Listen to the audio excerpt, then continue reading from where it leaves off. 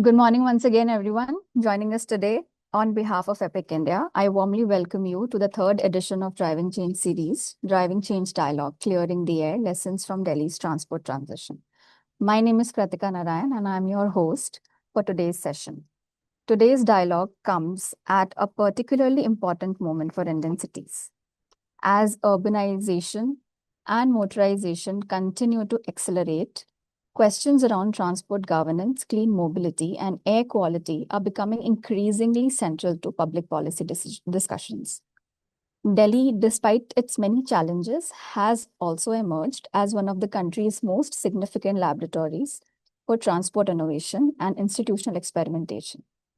Today's discussion aims to reflect on those lessons, not only from the policy perspective, but also from the lived realities of governance and implementation.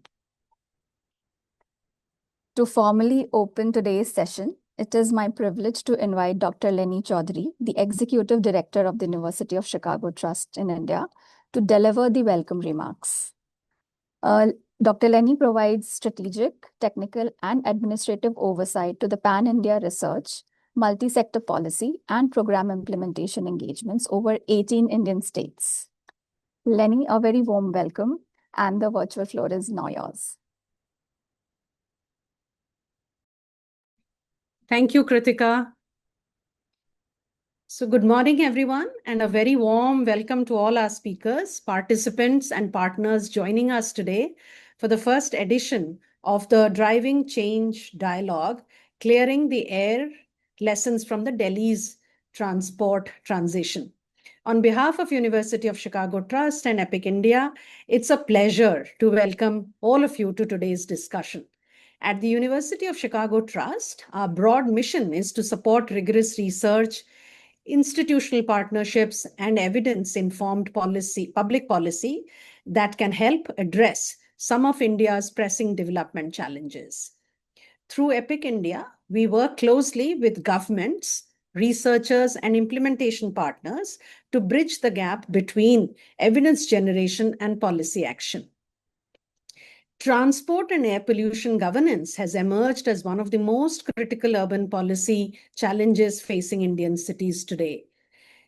As India continues to urbanize rapidly, the question is no longer whether cities will grow, but whether they can grow sustainably, equitably, and with cleaner air. Delhi, despite its complexities, has become an important case study in this transition. Over the past few years, the city has undertaken several ambitious interventions spanning electric mobility, technology-enabled enforcement, public transport modernization, and emissions governance. These are not isolated initiatives, but part of a larger institutional effort to rethink how cities respond to mobility and environmental challenges in real time. Since signing of the MOU with the government of Delhi in 2023, Epic India's transport team has had the opportunity to work closely with the Transport Department across a range of initiatives.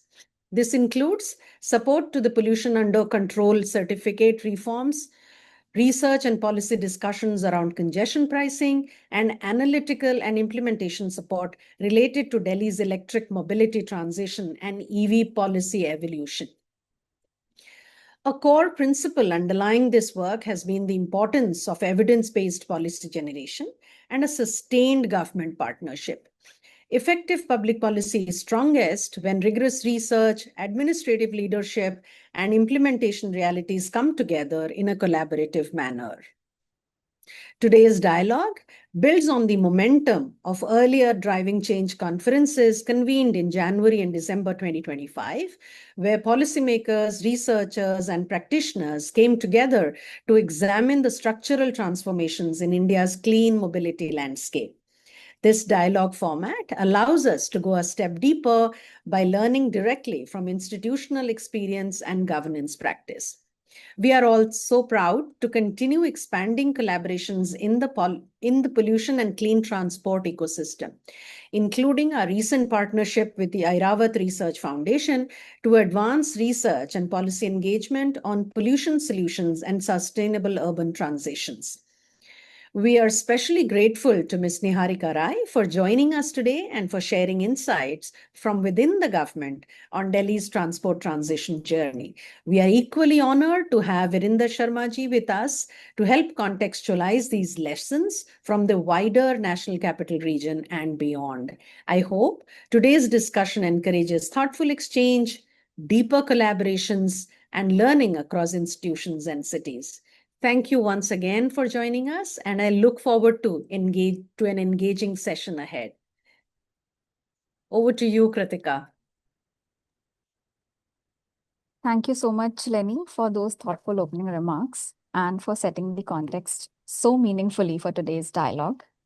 And now moving on to our main event, it is now my distinct privilege to introduce our distinguished speaker for today's Driving Change Dialogue, Ms. Niharika Rai, Secretary-cum-Commissioner of Transport, Government of NCT of Delhi, and Chairperson of TTC. A 2005 batch IS officer of the EGMIT cadre, Ms. Rai has played a central role in advancing several important initiatives related to electric mobility, public transport modernization, governance reforms, and sustainable urban development in Delhi. Over the years, she has held a range of key leadership positions across finance, planning, transport, and administration. Today's conversation will explore Delhi's evolving transport transition through the lens of governance, implementation, and institutional learning. Before we move on to the moderated dialogue, we are grateful to Ms. Rai for joining us today and to share her opening reflections. Ma'am, a very warm welcome to you. The floor is yours. I'm just trying to open my video as well. Just give me a minute. So I would love to be there like that. Just give me a second, please. Sure, ma'am. No worries.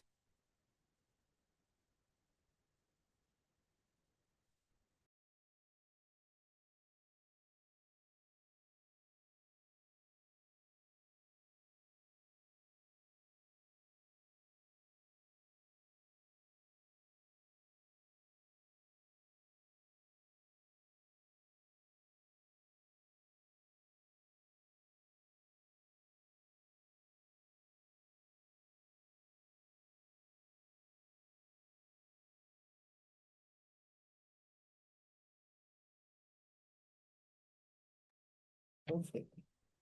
So good morning, everyone. I hope I'm audible. Yes, ma'am, you're audible. Yeah. So thank you so much to the to EPIC, to EPIC, to University of Chicago for giving me this chance of being here today. Earlier, as you know, it was planned to be in a physical mode, but then we thought that when we are talking about saving fuel and saving, coming together, and it's better to do this way, because if we from the transport department could not, take care of this fact, then who will?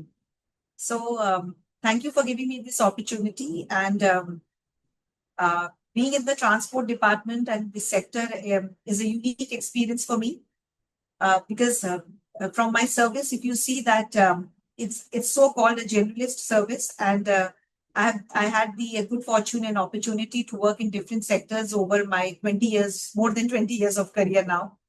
And this sector is unique for me because this is probably first time I'm working in core infrastructure sector. And the thing that that gives me the most of the happiness in this sector is that I'm able to do something, working on something which can make a difference to life of people in the city. So that is the most important thing that keeps me driving. So I would love to answer whatever, if anybody wants to ask me from my sector, from my job. So I'm looking forward to the moderated section. Thank you. Thank you very much, ma'am, for those insightful reflections, and very truly said that if we don't take the initiative of actually practicing what we are asking the people to do for us, then who will? So we now move into the moderated dialogue segment of today's program, which will cover the range of themes, including technology-enabled enforcement, public transport reforms, Delhi's EV evolution, as well as seasonal pollution challenges, and other broader reflections. To moderate this conversation, I am pleased to invite my colleague, Mr. Vinay Kumar, the Program Manager at the Transport Vertical in EPIC India. Vinay works at the intersection of transport policy, air quality, and urban governance. His work focuses on advancing evidence-based interventions to reduce vehicular emissions and strengthen the compliance systems, along with supporting the transition towards sustainable mobility in India. Vinay, over to you. Great. Thank you, Kratika, and thank you so much, ma'am, for those thoughtful opening reflections. And I think good morning once again, everyone, for joining us for this edition of the Driving Change Dialogue. At EPIC India's Transport Research and Programmatic Unit, a significant part of our work focuses on the intersection of transport systems, air quality, technology, and public policy. Over the past few years, we have had the opportunity to work closely with the Transport Department, with MAM and all the other officials on a range of issues, including vehicular emissions, compliance systems, enforcement architectures, amongst others. And one thing that becomes very clear through this work is that transport policy is never about transport. It's ultimately about how cities function. It's about access, it's about public trust and institutional coordination. Increasingly, especially in Delhi's case, it's also about public health, air quality, and climate resilience. What also makes transport governance uniquely challenging is that decisions become visible almost immediately in everyday life. And I'm sure, ma'am, like you know it better than all of us. Today's conversation is really intended to go beyond announcements and headlines and really explore the implementation journey behind some of the Delhi's most recent and major transport transitions. And I think personally, I'm especially looking forward to this discussion because both ma'am and I share the SRCC connection. I'm sure that's going to give me a moderator advantage. So, ma'am, let's begin with the broader question of technology and enforcement, really. Like Delhi has increasingly emerged in one of the leading examples of technology-enabled transport enforcement in India, be it through the ANPR systems, the automatic challans at petrol pumps now, and other digital compliance mechanisms. But policy discussions often make this transition sound much smoother than it probably is in practice. From your perspective, ma'am, how do you think technology has genuinely changed the enforcement landscape for Delhi? I feel that, yes, the use of technology has actually increased the enforcement in Delhi to the extent that now that human intervention and that human subjectivity, which was there as far as chalaning was concerned, has reduced quite a bit. Even if you see on the roads when the challans are done, they are through a e-challan mechanism. There is a device, and that earlier system when we were growing up and how the challans were made has, it has changed a lot. So to that extent, by reducing the human intervention and making it more ANPR based and camera based, has definitely increased deterrence amongst people, because now they don't have that subjectivity of stopping and talking to the enforcement officials, and it is like objective criteria how they are judged. So of course there are some problems still with the system, like we say that the number plate reading is wrong, or I had not jumped the red light but still I was caught. So of course that kind of issues are coming, but compared to what used to be earlier times, it has changed a lot. So that means enforcement through technology is always better. My take on this is little ahead of this. For example, now what is happening? The number of challans are increasing because of technology being involved. Earlier, when people used to do it, the number of challans, if you see, every day were less. So now challans are more, but now with the e-challaning system, people can pay it immediately, which they were not doing earlier. Problem is that people are actually not paying within the time limit, and the challans are going to the courts. So, and people are looking forward, very frankly, people are looking forward for challans to go to the court, because it is because of the kind of backlog that the courts are having. It is taking little time for the disposal of those challans, and then eventually there are certain revisions happening in lok adalats at various levels. So people are actually looking forward sometimes that challan go to the court, even if it is done through use of technology. So for this, I would be telling in some time we are coming up with a new challan system here. But then As far as technology is concerned, of course, at one level, the number of challans are monitored properly. We are getting good MIs based on the challan system. We can actually see that what kind of offenses are being committed more. We can actually contact the concerned offenders in a more transparent manner. We can induce them, we can ask them to pay the challans in this thing. And the city is being monitored in a better way through technology, because even if you don't have the manpower, which Delhi police and Delhi traffic police would always say that it is less in number as compared to the population in the city to cover the entire area. So this kind of technology-based system is definitely helping in this. With the Nebha project, with the Safe City project, with the ITMS being now planned by Delhi traffic police, in the coming times, we will have virtually the entire city being covered by cameras, and there would be a system where there would be automatic red light system. There would be, a lot of AI-based solutions would be seen on the roads. That would definitely be helpful. Great. No, absolutely, ma'am. And that's a very important point because people also often assume that technology itself creates compliance, whereas implementation still depends heavily on institutional capacity and coordination, which I think the department has done really, really well over the past couple of years. And that operational complexity becomes even more visible in systems like public transport. And that really also connects us to the next question, ma'am. The scale of electric bus deployment in Delhi has been nationally significant, be it, like the new buses, the all-electric buses, or the recently introduced Devi buses in the city.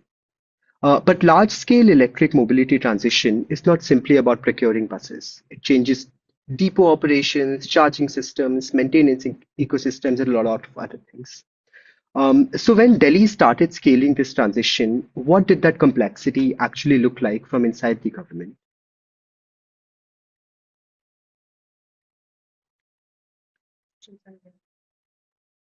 Before I come on this EV question, I would like to take that point of ANPR forward by telling you the new challan system, which is going to come now.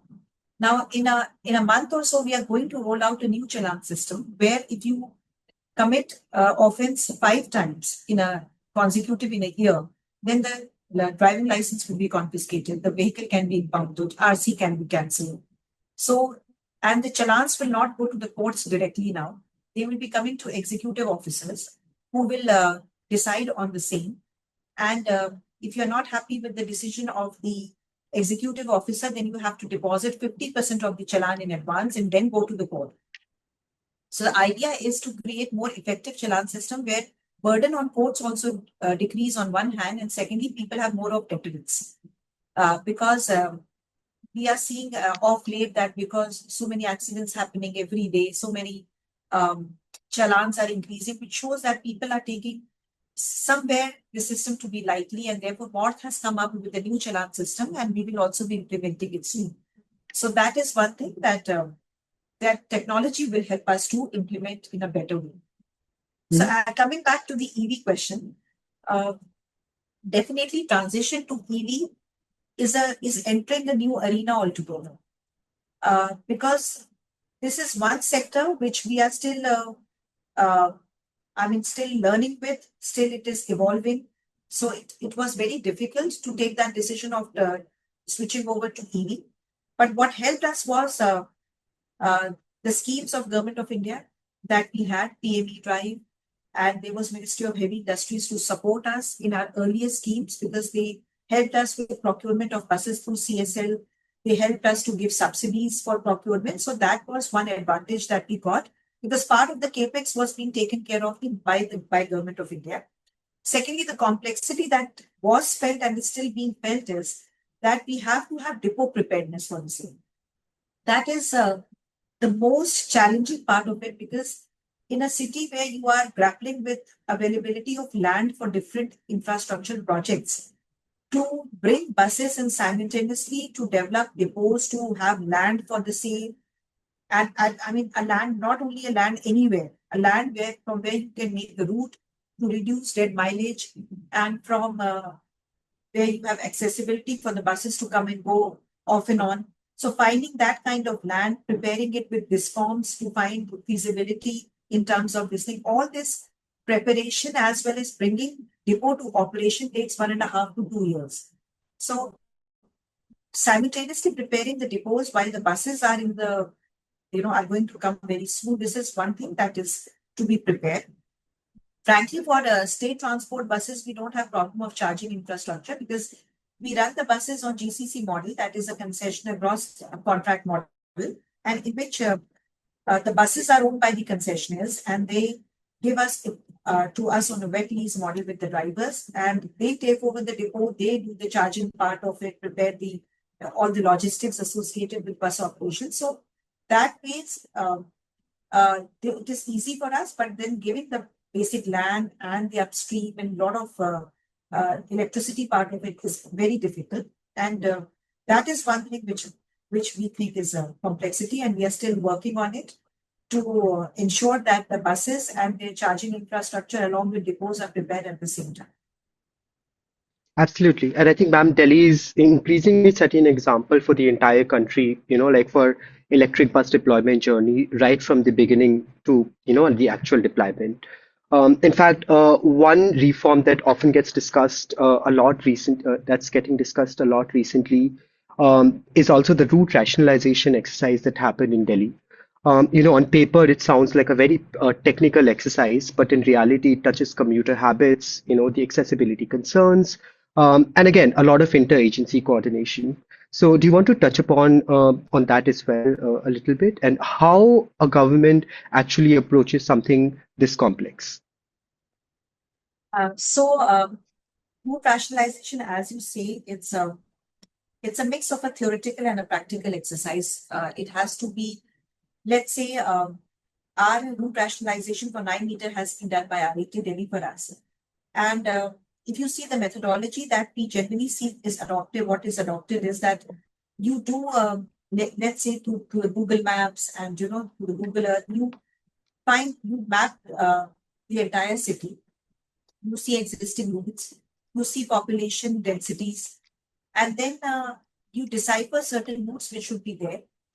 Then there should be, and there is a sample checking along with public.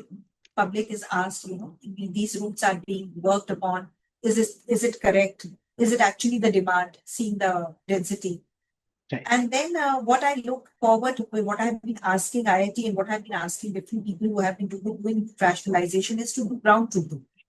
Because sometimes what it happens that when we say that, that this route can move from point A to point B, but when you go on the ground, you realize that there is no turn for the bus. There is no circular movement available or something like that. So we just can't make it a theoretical exercise. So it's a blend of theoretical and ground truthing as well. So with 9-meter bus route rationalization already being done and being implemented already, we actually, even after implementation, we faced a lot of issues as a trial and error method.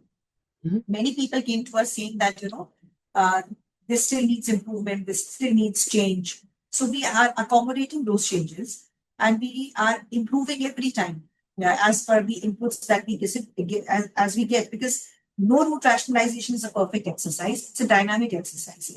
The routes keep on changing, the demands keep on changing, something grows up, people demand more of buses, being created from there, so people don't ask for buses, people switch to metros, people switch to e-autos, e-rickshaws. So there's it's a continuous exercise and we are continuously taking it as a dynamic exercise.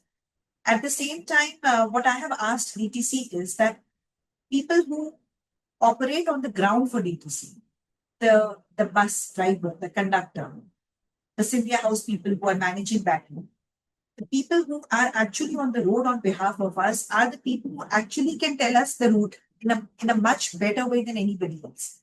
So I've told them to do an in-house exercise for route rationalization, not depending on any outside body, and do a parallel exercise and see how far it matches with the studies which are coming.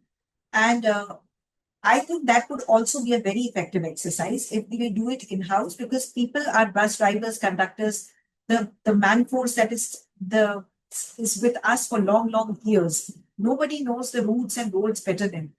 So I have asked for that kind of route rationalization as well, which will be completed in a few months. So let's see how it works, but it's a dynamic exercise and we are completely aware of it and working on it. Absolutely, ma'am. And as you rightly said, it's, like it's not just about technology, it's also about the on-ground lived experiences, and, like really including that in the policy discourse. So, yeah, like really, really amazing work on that front. Another question, ma'am, like slightly related to the entire public transport sort of exercise that's been going around recently. It's on the Devi bus. The initiative was also particularly interesting because it shifted attention towards a neighborhood level mobility guess, especially the first and last mile connectivity. I remember the time when the route rationalization exercise was being done for that as well. This was right at the center of, like designing those routes. That how can we connect people to the nearby public transport nodes, be it a metro station or, like a big bus depot. So from your perspective, ma'am, like what specific mobility problem was Delhi really trying to solve through the Devi buses? And maybe you want to talk a little bit more about that. See, the issue is that what we are lacking in Delhi is the last mile connectivity in the truest sense. People, I believe, will switch to public transport when I can make an arrangement for them from their house till their destination and from their destination back to their homes, end to end. Then only we say that public transport will become a attractive mode of transport for people like us who have their private vehicles. And if we want them to switch over, we just can't say that you take a metro or you take a DTC bus, because to reach to that bus or metro station itself is a task if I'm leaving behind my vehicle at home. So that was in our mind when we started working on something last mile connectivity and Devi buses. Now, Devi buses, being 9-meter buses, have the capacity to go inside various colonies and various internal service roads, which the 12-meter big bus was unable to do. Yeah. So therefore, with this idea, Devi bus was launched. And thankfully, it is working very well because you are able to get that bus by walking down for, let's say, a few hundred meters, you can find a bus. Sometimes bus is very close to your destination. So this is there. But apart from Devi bus, we are now working on this time, for the first time, we have ordered around 500 7-meter buses. So they will be smaller, even further smaller buses, which can go inside, much deep inside the colonies, and they can help for commutation. Apart from that, we are working on e-autos. There is a concept of Bharat Taxi now. We are asking aggregators to focus on, internal mobility. Then we are revamping the e-rickshaw policy. So idea is that with those different modes of transport, we can ensure that missing last mile connectivity and ensure that people switch over to the main modes of public transport. With this idea, Devi bus and other last mile connectivity things are being worked on. Absolutely, absolutely. And ma'am, of course, like another sort of related initiative to that for mobility is also the pink ticket scheme. Like that's another thing that gets spoken about a lot. Like not only giving people an option, like be it the 9-meter buses, the 7-meter buses, or the existing fleet of DTC, but also making the entire journey, like making the access more democratized. So ma'am, would you like to touch upon a little bit on that, like the pink ticket scheme and how that is panning out? So this pink card, which we have brought about, is actually, as you know, the bus travel for resident women of Delhi is free in Delhi. But the idea was that when we were using pink tickets, we were unable to keep a proper tag of the kind of travels being done, the number of travels being done. I mean, it was a very haphazard system of monitoring. So idea of making pink card was, number one, to promote the digital revolution that our honorable PM is talking about. So one idea was to mobilize that. Secondly, was to make women feel more empowered because of the fact that now they had a card of their own. They might not be having any other digital card. They might not be having a debit card or a credit card. So this card, which is an NCMC card, which works even in metro for them, it can help you in different other ways. So idea was to give that kind of empowerment to women.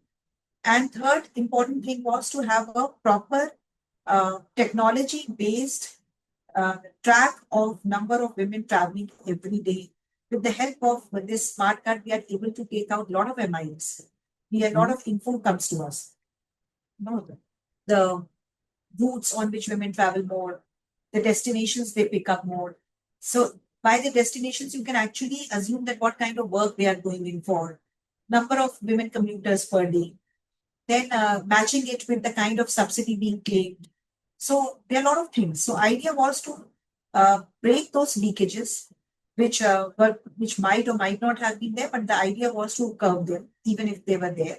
The idea was to make the system more digital, so that eventually we hope that one day we will switch completely to the card-based working in the buses. So with this idea, Pink Card was launched. Great. Absolutely. Absolutely, ma'am. And I think, working on the policy side of things, at the institute where we try to come up with research and other evidence to sort of support these initiatives, like more data, like is always welcome. Like if public transport transformation is on one side of the transition, I think the EV policy journey has been another major pillar in Delhi's journey. The EV policy 2020 was widely seen as one of the country's most ambitious state EV policies. But the context today, ma'am, as you know, is very different. Markets are more mature, subsidy economies are changing. The charging ecosystem has been increasingly evolving. So, as the Delhi EV policy 2026 takes shape, what is the core objective guiding the next phase of this transition? See, the idea behind the Delhi EV policy 2026 is to ensure that some major component of our fleet gets converted to EV in a very short span of time, because it's high time that vehicular pollution is curbed in Delhi, because it is one of the major causes of pollution in Delhi, and we have to work very hard and very fast on it. So idea was, when we saw the complete active vehicle fleet in Delhi, we realized that more than 60% of it is two-wheelers. So the idea was to focus on this segment of vehicles this time in this policy, and that is what you will see in the draft policy, that this segment has been given subsidy to a very great extent. The idea was that people can just not be told to buy a EV vehicle and mandated for it, until and unless you create that, you bridge that gap between the pricing of the ICE and the EV vehicle and give them ecosystem consisting of charging infrastructure and things like that. Right. So therefore, if you see the kind of subsidy we are offering this time in this policy is actually bridging the gap between the ICE vehicle and the two-wheeler and the EV two-wheeler, as well as a lot of focus is being done on charging infrastructure by the time this mandate comes into place. So this policy is unique in the sense that for the first time in the country, something is being mandated rather than making it voluntary. Yeah. This is because Delhi is also uniquely placed as far as pollution is concerned. So we have to make a beginning somewhere. So with this intention, the government was gracious enough to understand that point, and it was their guidance and their will that we are transforming this EV policy. So EV policy has various facets. It has got purchase incentives. It is focusing on scrapping of older vehicles to get benefit for purchasing of EV. It is focusing on various segments, like it is focusing on three-wheelers as well. It is focusing on N1 vehicles as well. So a lot of things which we thought would be the priority sector are being worked upon. So with this thing in mind, that eventually some part of the fleet which is polluting should convert to EV in a time-bound manner, this policy was contemplated. Absolutely. Absolutely, ma'am.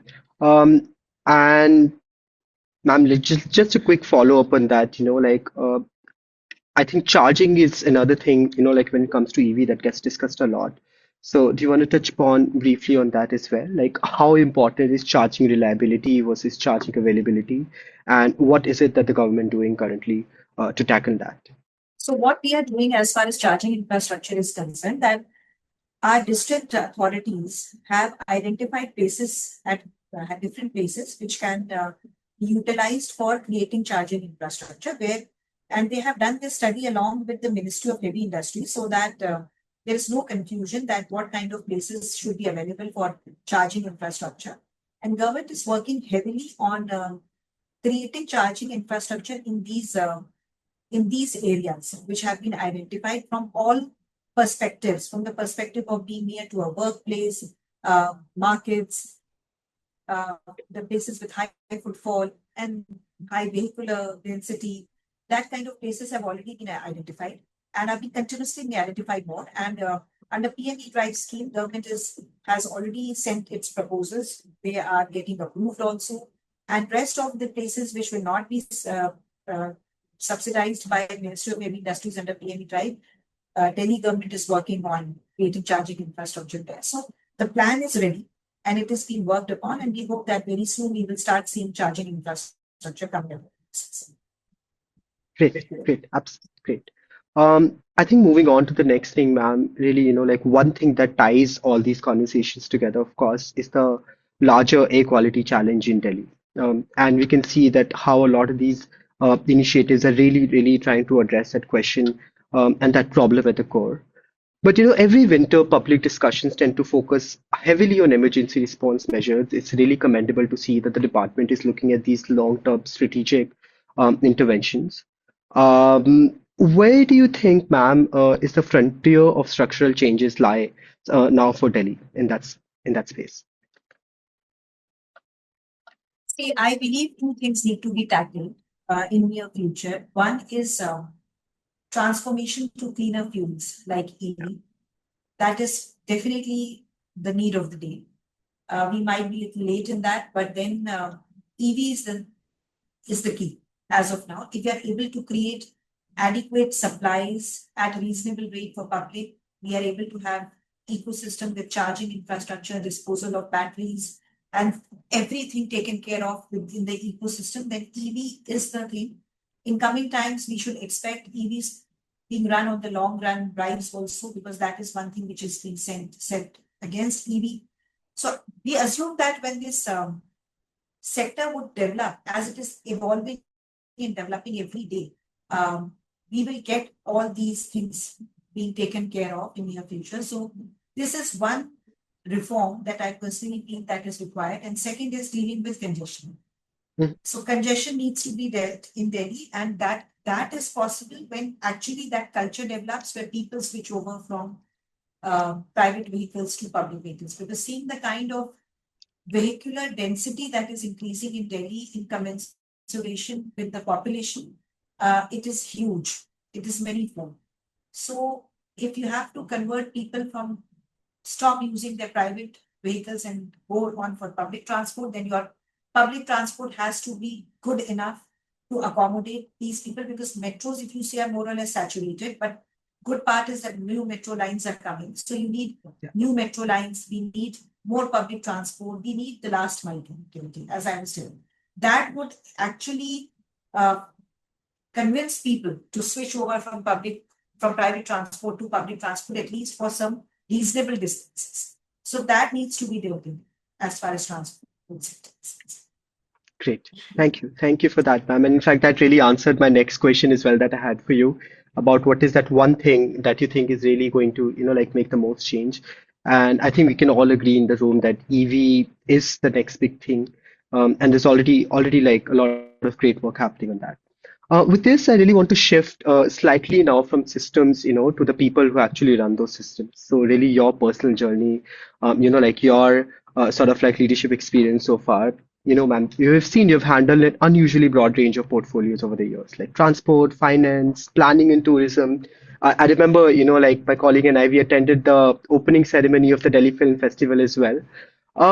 Like in all of these things, how do you think about the relationship today between specialist expertise and generalist leadership in public administration? See, personally, I believe that I thank God that I'm in a generalist service for that matter, because I may be jack of all trades and master of none that ways. But the kind of diversity that my job has given me is something that I really cherish, in the sense that I had the good opportunity, like most of the IAS officers, to work in different sectors. I have worked immensely in social sectors as well. I have worked in education, I have worked in social welfare, that kind of sectors. I have worked in a very creative, personally enriching segment like tourism. Right. Then since I belong to SRCC, I enjoyed my tenure as a finance secretary. And now I'm working in the infrastructure sector. I have also had the good fortune of being in the field for 10 to 15 years of my career. I have been PM at various places. I have worked in MCD for some part. I worked in industrial sector. I've looked after industries, land, various issues. So personally, I feel that this generalist kind of job has given me an experience and outlook to think from the point of view of all the segments. That is the benefit of being a generalist. But still, I feel that as an individual, even if you are an IAS officer, you should pick up at least one core sector of yours where you think you should specialize in. It is not necessary that if you specialize in that sector, you will be posted in those sectors throughout your life. That is not necessary. This government has various considerations while posting you. But then for your own personal development and enriching experience, I personally believe every officer after working, every IAS officer after working for 2 years gets that calling, understands that what is that part after serving in different sectors is that attracts you the most and that you would like to specialize in. As we do in our graduation and post-grad, we take a subject which we are interested in. So personally, I think we should gain more knowledge and keep learning about that sector.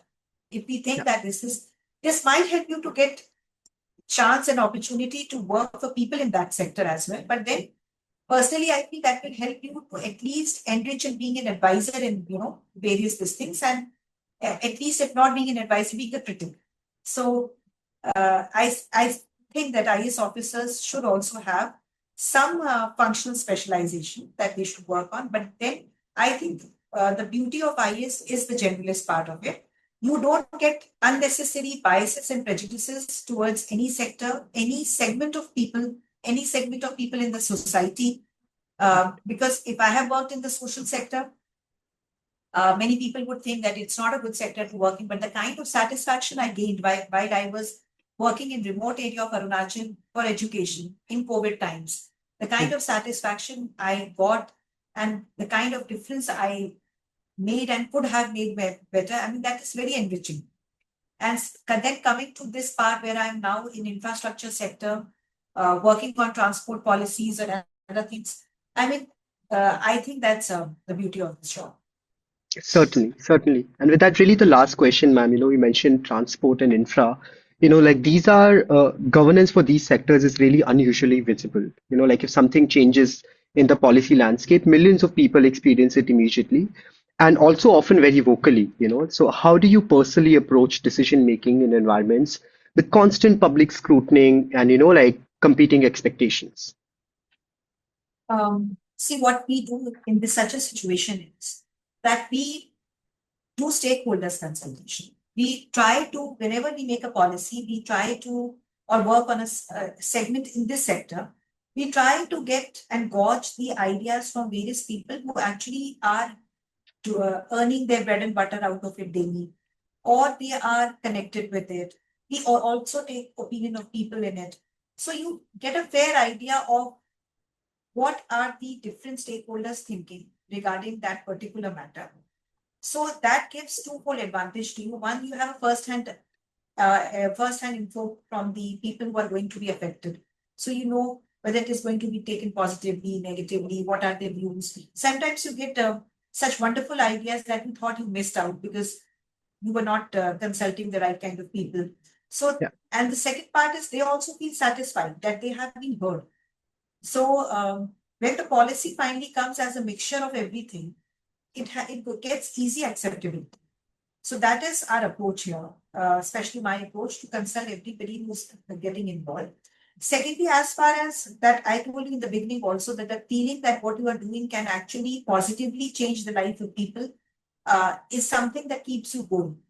And that something is probably the thing that pushes you to take that extra response, that it might have a backlash. Any policy you make which affects the life of people is bound to be taken positively and negatively, because some people would always be happy, some people would not be happy. The idea is that you have to see what is good for the public, what you think is actually going to affect the larger mass and is better for the city. Sometimes it might hurt certain interests, but it is good as far as environment is concerned. It is good for different things. So you have to do that cost benefit analysis always and take decisions, because if you think that you will not be able to take a decision because there would be public scrutiny, then I think you are defeating the purpose of being a public servant. So the idea is that you are prone to scrutiny. You should stand that test of scrutiny and try to do whatever best you can. Great, great. Thank you so much, ma'am. No, absolutely. I think there's a lot of learnings, like from that last one on a personal front, like not just in the Delhi's transport governance landscape. I think super quick, ma'am, before, like I close the set of questions, I thought maybe we could do a very, very short rapid fire round. Like just quick one word, one line answers. Um, yeah, if you allow. Yeah, sure. Great. So, ma'am, one transport reform you think in Delhi that deserves more public attention? EV. All right. One technology you wish Delhi had adopted earlier? Same, EV. Yes. All right. Okay, I hope we'll get a different answer this time. One policy decision you would redesign differently in hindsight? I don't think so. I've designed enough to think in hindsight anything, but maybe this question can be answered 10 years down the line. All right. So one habit or routine that, that helps you stay grounded despite demanding public roles? Not thinking about office going back home. Perfect. I think we can all relate to that one. And I think now moving to the personal college bias, like one thing that you think SRCC taught you that still helps in public service today. I think going too much deep into the topic. I mean, that's what SRCC taught me, that you have to, go to the core, study hard. So that's what I don't shy away from reading or learning. Right. And the most memorable part of the college life? College fest, the crossroads. Yes, of course. Of course. And finally, ma'am, if not the IAS, what alternate career might you realistically have pursued? I would definitely have been something creative, a writer or a storyteller, something like that. Fantastic, fantastic. Great. Thank you so much once again, ma'am. I think what made today's discussion especially valuable was that it moved beyond policy announcement to, like really understanding the intricacies and the realities of implementation, institutional coordination, and of course, a lot of personal learnings from you. And for many of us, who are a part of this webinar, working in the transport and air quality space, these lessons are often the most important part. Thank you once again, ma'am. I think just a last request would be if your schedule allows another 5 minutes. We have a few questions that have come in from the audience. Yeah, So, please. great. So, first question that we have, ma'am, coming up is from Sonal Shah. She's from the Urban Catalyst. She asked, Delhi was considering a dedicated and higher subsidy for electric scooters for women. Like when revising the EV policy. This is also as late as late January 2026 this year. But it was not included in the revised draft. So she asked, why did it consider to not introduce a higher subsidy which could be designed to target women commercial users? Actually, the idea was, it was thought of that we could have included women, but then the kind of subsidy that was being offered was already so high that giving further subsidy for any section was not thought would be required, because the subsidy is already very high, and what we were promoting to start with was like e-autos for women. We were focusing on e-autos to that strata of society to start with, because the outlay of public of EV policy is very high otherwise, if you see. So we were focusing that we will push women this time in e-autos to start. That therefore our separate scheme is also coming for e-autos. So that's why for two-wheelers this time we did not. All right. Thank you, ma'am. We have one more question from Aditya from CEW, that's Center for Energy, Environment and Water. He asks, what's your take on hydrogen bus growth in Delhi? So I feel that it's a sector which is still evolving and not, we still don't have much to say about this till we see, how it is going on from here. But I'm happy to say that few buses have been given to us also, hydrogen buses, and therefore in our EV policy, we have also referred to EV and the cleaner fuels, because the technology keeps on changing and the fuels also keep on changing. So let's see how it goes from here, how responsive and how beneficial it would be in terms of bringing down the emissions and all, and then we can further discuss about this.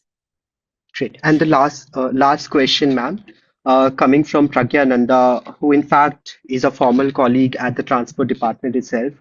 She asks, Delhi has entered mature phase of transport electrification.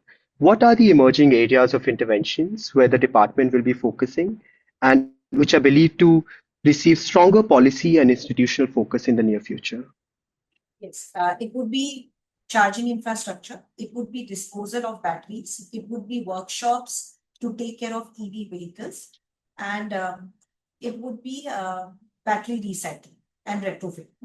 That is what in the coming years, the EV sector will focus on in India. Great. Thank you so much, ma'am. Thank Thank you you. once again for being so generous with your time and reflections. I think with that, really over to Kratika. We have another very interesting speaker, Dr. Virender Sharma from CAQM joining us. So we'll move on to that. Kratika? Thank you, Vinay, for steering such a rich and engaging discussion. And thank you once again, Niharika ma'am, for sharing such candid and valuable reflections from within the government. I'm certain today's audience leaves with a deeper understanding of all the complexities, trade-offs, and opportunities that are involved in managing transport transitions in Delhi. But before we move on to the next segment, may I request all our speakers to kindly switch on their cameras so we can capture a quick picture of this webinar.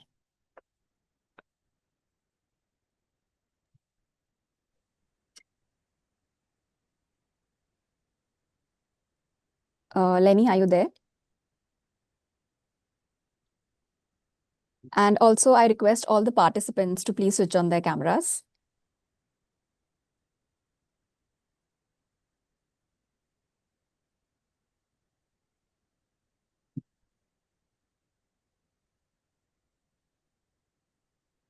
Delhi team to let us know when when the pictures are clicked.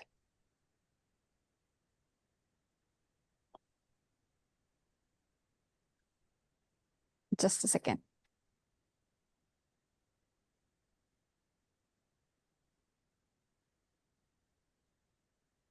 Okay. Thank you so much, everyone. Thank you so much. So I think we'll move on to our next segment, which is our special keynote segment for today's program. It is an honor to introduce Dr. Virender Sharma, a member technical at the Commission of Air Quality Management in NCR and adjoining areas. Dr. Sharma brings more than 3 decades of experience across air quality management, climate policy, urban development, and environmental governance, having worked with institutions including the Government of India, the Asian Development Bank, and the UK government's development programs. Today, Dr. Sharma will speak on lessons for the National Capital Region, helping situate Delhi's experience within the broader NCR and national policy context. Sir, a very warm welcome to you. The floor is now yours. Thank you very much, Kritika, and really interesting to go through this session where the Secretary Transport, we've been working very closely with the Delhi government. The Secretary Transport set out a number of initiatives that are being taken in context of the whole shift or transition that is happening, or I would say transformation that is happening on the transport sector in Delhi, and what it means for basically residents within Delhi. But what is also important from our perspective, the Commission's perspective, is how does this sit with the NCR states and perhaps the adjoining areas, given that we are working in one broader airshed, and there are impacts that are happening across not just in Delhi, but what happens in the especially in the NCR areas, and we have designated some of the areas as high vehicle density districts, almost 5 of them. The familiar Gurugram, Noida, and others, which contribute, and then of course the rest of the NCR. So it's interesting, and I was also, fascinated by the way Vinay picked up each of the topics, and we had insights from the secretary on how this is happening, specifically in Delhi, and what the longer term plans are. So I just wanted to reflect on some of these issues and see, the bigger picture. Of course, from a CAQM perspective, I think all the work that is happening in Delhi, and especially the transformative actions and initiatives that are being planned, make our task quite easier in terms of ensuring that this happens not just in Delhi, but we are able to extend it to the HVD districts that I just mentioned, as well as the rest of NCR and perhaps the adjoining areas. And if you see the CAQM's latest directions, we've just scored a century, and our direction number 100 actually follows up from the Delhi EV policy, focus on three-wheeler transition. And what we have endorsed, the whole line that is being taken by the Delhi policy on having a combination of mandates and incentives. That was also mentioned previously. And this mandates comes very clearly from the CAQM perspective, where our directions and regulatory initiatives are supposed to work within Delhi, HVD, and rest of NCR, and of course the adjoining areas also. So this latest direction follows up from what Delhi has already proposed in its policy, and we are saying that a similar timeline needs to be followed for three-wheeler transition to electric vehicles in the HVD districts, perhaps within a gap of an year, and another gap of an year in the rest of NCR. Now, this is important because whatever Delhi has come out with, it is important to ensure that the transition happens across, so that the impact that is going to happen on the airshed and cross-sectoral, cross-disciplinary air pollution is done.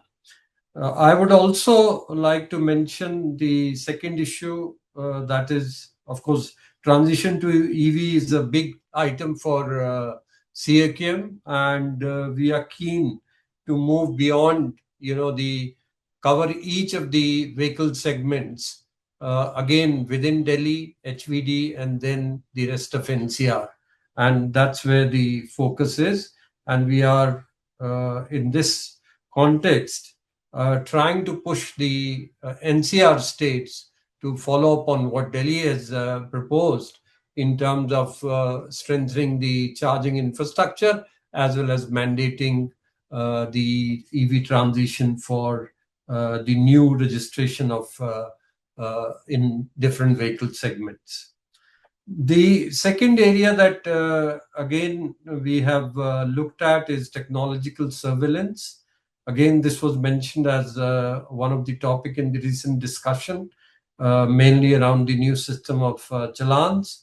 Of course, what we were enamored by is the work that Delhi did in terms of putting up almost 500 ANPR cameras on the fuel stations, and thereby ensuring that they have a better surveillance on various transport related issues, especially monitoring the pollution under control regime, as well as the end-of-life vehicles, given that the end-of-life vehicles is an important issue, not just in Delhi, but HVD and NCR also. So our focus will continue.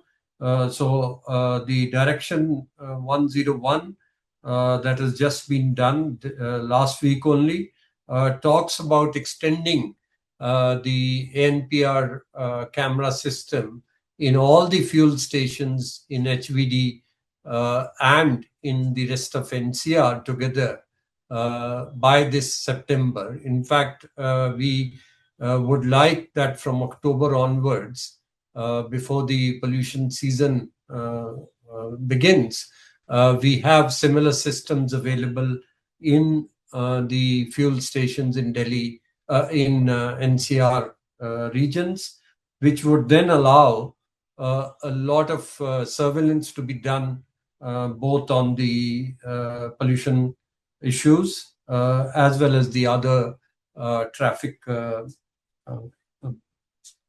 irregularities that are covered within that. So technological surveillance and building this and extending beyond would be a critical part. I think, again, picking up on the e-bus deployment that has been done for Delhi and the thinking that is happening around e-trucks for Delhi under the Government of India scheme. Again, we would want, the transition that happens in Delhi is carried forward in the NCR states, and the Commission will ensure that the regulatory directions are issued in that connection. The other area that I wanted to, also touch is the whole low emission zone thinking that is currently happening and is being planned.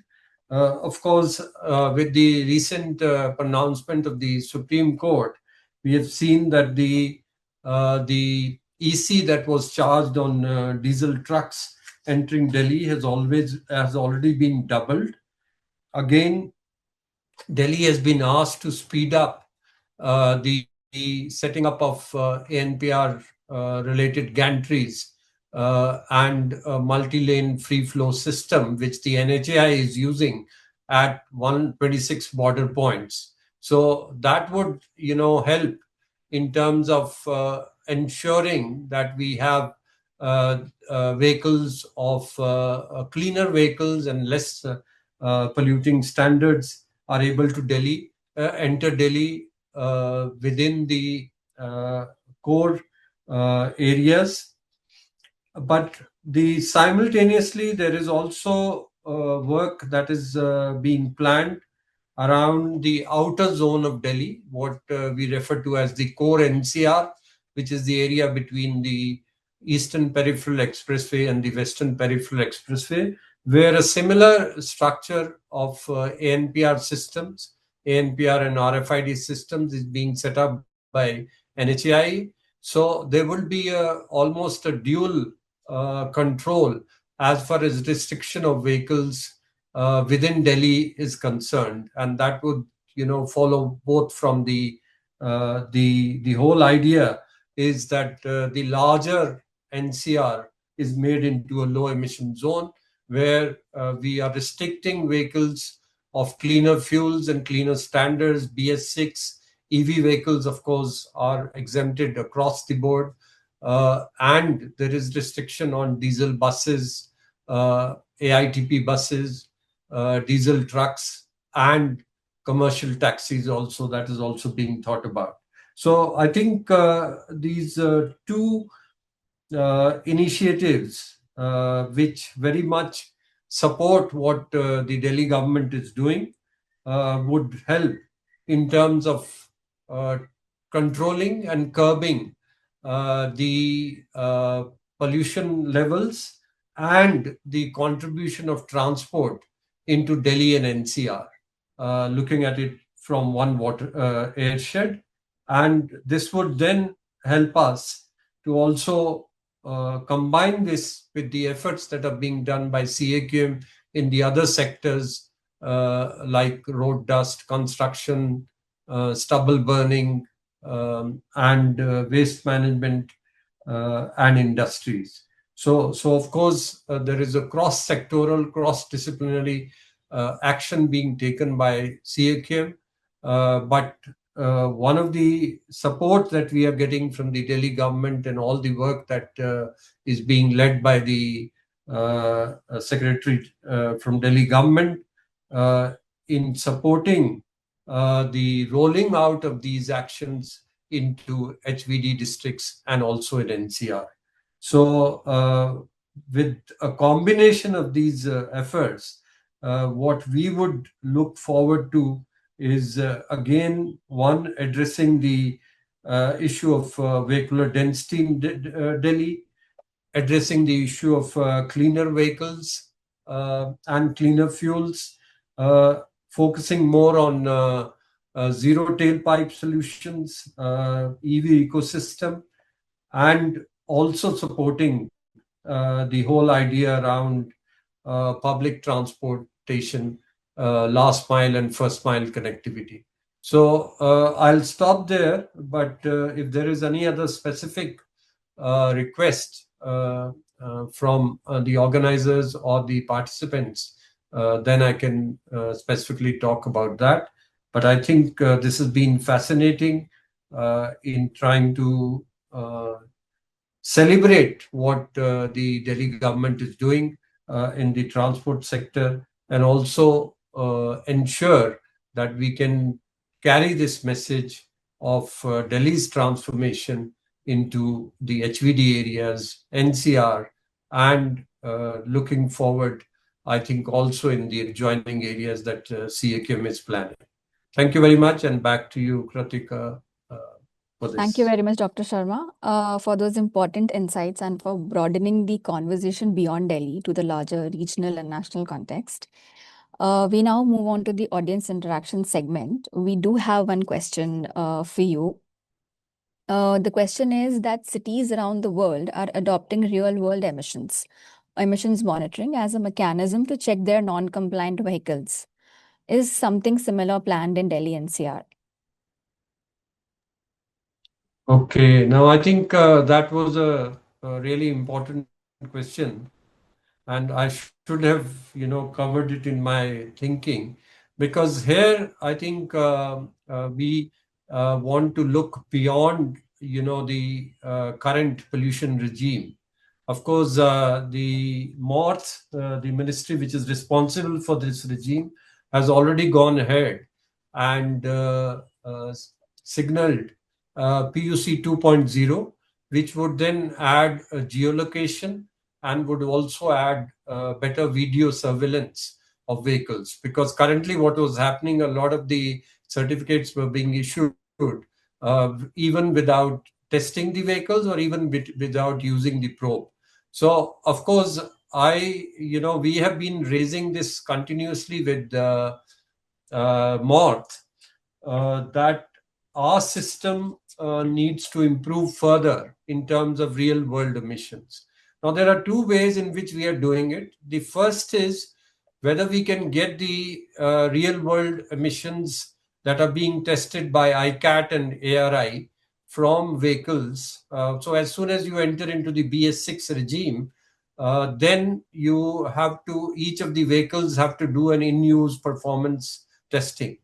And what we have done is we have obtained the data from ARI and ICAT on in-use performance testing, which has actually showed us that 73% of the vehicles in Delhi, for example, the two-wheelers and three-wheelers, and also the CNG vehicles, are having huge emissions as compared to, and that is the rationale that we actually shared with the Delhi government, which then, prompted the whole action on the Delhi three-wheeler policy and the two-wheelers. So that's actually a good example of using the latest real-world emissions that also include testing of the CNG vehicles at random and not just the diesel and petrol vehicles, and thereby making the CAQM directions as well as the Delhi EV policy.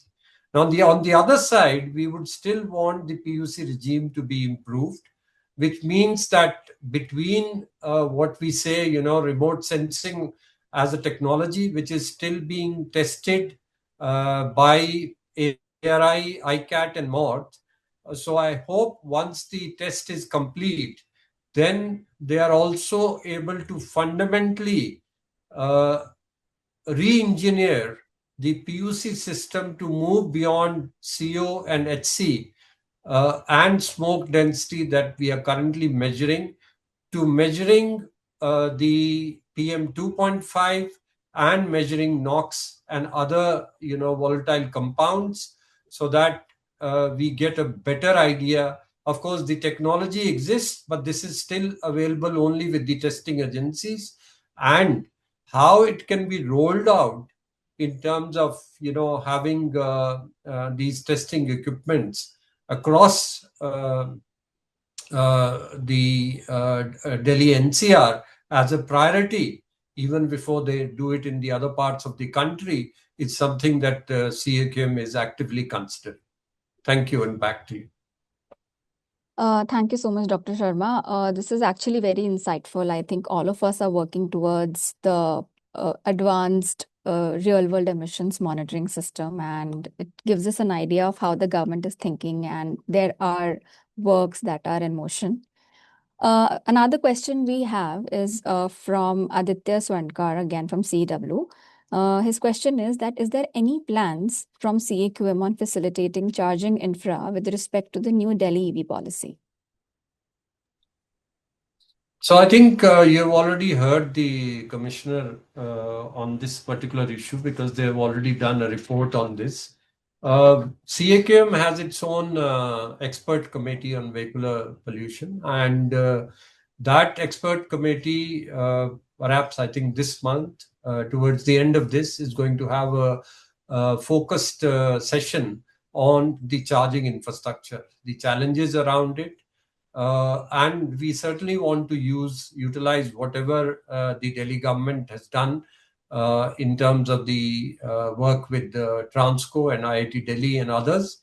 And based on that, we would also be looking at how we can propose something known as right to charge, whether that could be something that CAQM takes a focus on through our directions and through our regulatory mandate. But what I would say is that with this discussion in the expert committee, which is likely to happen towards the end of the month, that will draw out a clear roadmap for the charging infrastructure based on whatever Delhi government is proposing, plus whatever the PME drive and the other ministries already working on this are proposing, and what would be the challenges and the gaps that then CAQM would be addressing that. So we would certainly be wanting to consolidate and support whatever the Delhi government is doing, but also try to ensure that this becomes not just Delhi, but it's also done in NCR and adjoining areas. Thank you. Thank you so much, Dr. Sharma.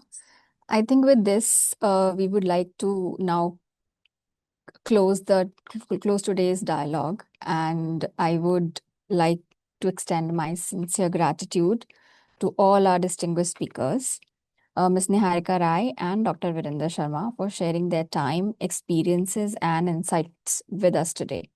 I would also like to thank Dr. Lenny Chaudhary, Vinay Kumar, and all participants who have joined us from across the government, academia, civil society, and the research community. Today's discussion reinforced an important point. Transport transitions are not only technological transitions, they are governance transitions. They require institutional coordination, a long-term thinking, adaptive policy making, and a sustained public engagement. At EPIC India, we remain committed to supporting evidence-based dialogue and research on transport, air quality, and sustainable urban development, and we hope today's session contributes meaningfully to that larger conversation. Thank you once again for joining us today, and we wish all of you a very good afternoon. Thank you.